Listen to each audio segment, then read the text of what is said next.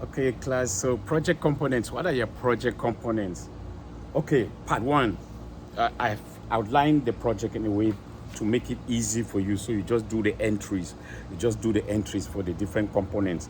Now, part one, the first component is location and place. Location and place, right? What's your neighborhood name? That's ABC. Just write it down. City or town? What's your city? What's your town? And then your county. What's your county? What's your state? What's your country? What's the latitude and the longitude? You can find out what you just enter your address and Google will give you the latitude and the longitude. Okay. Then identify your watershed. And if you look at the hydrology, the hydrological system of your county, you're going to see the watershed. Just enter watershed for my county. It's going to give you the watershed name. I think here it's the Millbrook watershed here in this part of Worcester, WPI, because of the Millbrook River. It's the Millbrook River that flows down where you have the Salisbury Pond. All those ponds, they depend on the Millbrook River. So you have all those ponds around the city, Millbrook River. I don't know if there's another river, but they call it, it's the Millbrook watershed, I think. Check it out. And then ecoregion. What's your ecological region? What's your ecological region? Agricultural zone.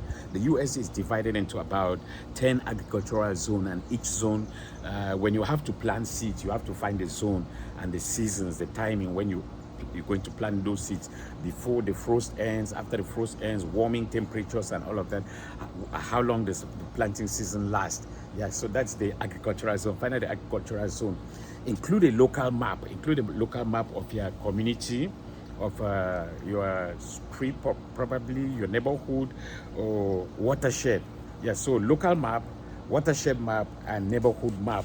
Then part two. Now, so there you have given the location and place. You've given location and place. Now, part two is you go into environmental history. You will research and briefly describe your neighborhood. Briefly describe your neighborhood, right? The environmental changes through time. So you could ask the history of your neighborhood. Ask from your parents or your grandparents. They're going to tell you a fabulous history of how your neighborhood evolved. Probably maybe from the 19th century, industrial Worcester, why we have the particular types of houses that we have. You know, why we have the particular types of houses that we have. Were workers living there, or were they owners of factories here? You know, and why the yard sizes, the fences, particular the fence type. So describe the neighborhood. What's common in that neighborhood? We're focusing on the commonalities. Okay, conduct at least one interview to get a good history of your neighborhood. Conduct at least one interview with your parents, your grandparents, your neighbor, or long-time residents. So parents, grandparents, grandparents, neighbor, or long-time residents. What are the possible questions you could ask? What did this place look like 20 years ago, 30 years ago, 40 years ago? What did it look like? You're going to be surprised at the changes you'll find, particularly in the streets, the main streets, the main thoroughfares or streets. And many changes. If you look at like the electrical systems, what about electrical systems, energy systems in the homes? The water systems, have the water systems changed? Have the electrical systems changed? Have the window systems for the houses changed? Why did the window systems change? And why did those windows? Why most of the houses were built in the 19th century and early 20th century, or right up to the 1950s, I think, and they've been changed gradually. Some are quite expensive to change, like the windows. There's a huge market for changing windows from the old windows to modern windows to accommodate winter and to accommodate summer. So look into those. They will tell you, your parents will give you those details. Okay, what wildlife was common? What's the wildlife that was common in terms of birds, in terms of the daytime wildlife, in terms of the nighttime wildlife? I can tell you quite a story about tensions here when dogs and cats were free to roam. They were not on leashes. There were few wildlife like skunks, opossums, and all of that come at night, you know. And then dogs were put on leashes and cats were kept indoors, and then that population exploded. It exploded, and you see quite a lot of them coming out at night, but not to the extent that they're a nuisance.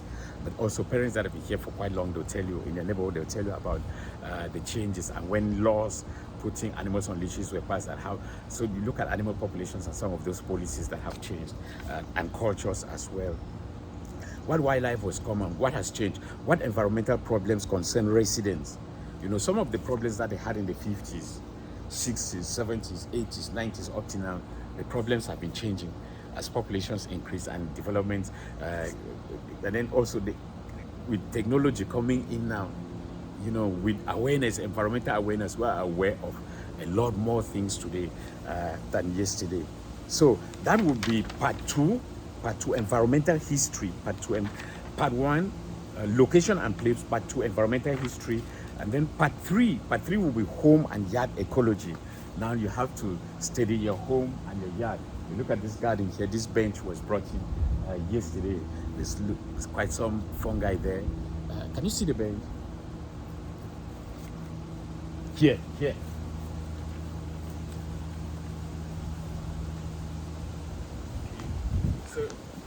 So look at the yard, look at the home and yard ecology, the ecosystem. Look at your home and you look at the yard, apartment complex, describe the apartment complex, and the shared green space. Shared green space, this is shared green space here. This backyard is shared green space, and also the front yard is also shared green space. In terms of the lawn, grass species, describe the grass species. Most common in Worcester is the blend of Kentucky bluegrass, perennial ryegrass, Kentucky bluegrass, perennial ryegrass, fine fescues, the fine fescues like creeping red, and also turf type tall fescue grass, look at the grass in the front yard and the backyard. Lawn management practices. What are the lawn management practices? Is there any irrigation? Look at fertilizer and chemical uses. And then trees, look at the tree species, right? See, look at this tree here. See the different trees, species, and the pine over there. Look at the bird feeder. There's this bird feeder. Lots of birds come here to feed. I'm going to show you, and quite some. Okay, the wildlife that make use of these trees. There's a colony of squirrels that live there, and also some birds. Okay, look at the tree species. The approximate age, if you could give us the ages of the trees, the approximate sizes of the trees. What are the sizes of the trees? So you probably have to measure, and then maybe you guess the height, you know, and then the age, and then more description. Is it leafy at this time of the year? Is it flowering? Shade provided. How much shade does it provide shade, right? Wind breaks. Does it break the? Look at wind breaks. Storm shelter. The beauty of the environment. Which wildlife depends on these trees? How attached is your family to these trees? So in essence, you could tell us about the tree history, you know, the tree history and the function of the trees. And then you look at hedges and shrubs, the hedges in the front yard and the shrubs, you know, that are involved. What are the species of plants that you have on the hedges? What's the main hedge tree? And then look at the other ones that are kind of like the ground floor. Function, is it for aesthetic purposes? Is it to fence out the yard, protect the yard from nighttime animals, you know, or to keep the yard aesthetic? And then also pollination. You look at pollination. Wildlife value. Which insects make use of these hedge plants for pollen, you know, for nectar and host plants? I've seen lots of insects here. There are slugs that come here. Those are arthropods. They come to my plants there. I don't want to kill them. I just allow them come. Each time I water them in the evening, they come at night. So now I water in the morning. They mostly come at night. When I water, they come at night. So I water them in the morning. They don't come in the morning because they're afraid of sunlight. So there's tension, you know. So there are slugs. They call them leopard slugs. There are also snails. I've not seen much of snails here. I've seen big praying mantises here, and then there's butterflies, different butterflies that come around. Like here, they eat the broccoli here and the cauliflower, and that's the cabbage white. And we also have the giant East England swallowtail that comes around. There are about 4 or 5 species of butterflies that come here over summer, which I've observed over the past summers. And then look at the gardens. What do you plant in the gardens? How is your garden structured? The garden here, we have these garden beds here. You can see how they're structured. Right, you can see how they're structured, and then you have what I'm doing over there at the edge, right? I have those nurseries there, those plant nurseries there, and those wooden boxes, and then raised beds. So the garden, does it make use of raised beds? Containers, do you make use of containers?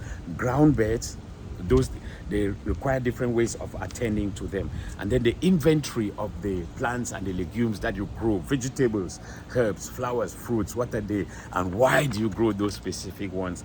And then planting seasons, what are the planting seasons? Perennials. Perennials, they are crops that are that come up every season, and the annuals, they are yearly. How does a family relate to the garden? For example, what are the favorite plants? What are the favorite legumes, vegetables? How does the garden contribute to the household in terms of subsistence, livelihoods, in terms of savings, the joy of eating what you grow, gardening as meditation, biophilia, that is the love of greenery, right? How does the garden contribute in terms of all those? Okay, part 4. Part 4 will move to urban wildlife census. I'll end here with part 3, and then the next video we'll look at part 4, that species, wildlife census, and then part 5 we'll look at environmental infrastructure, and then part 6 we'll move to commentary, you making comments now. So let me end here and then start with part 4 in the next video. I hope that video would be the last for the assignment. Okay, good.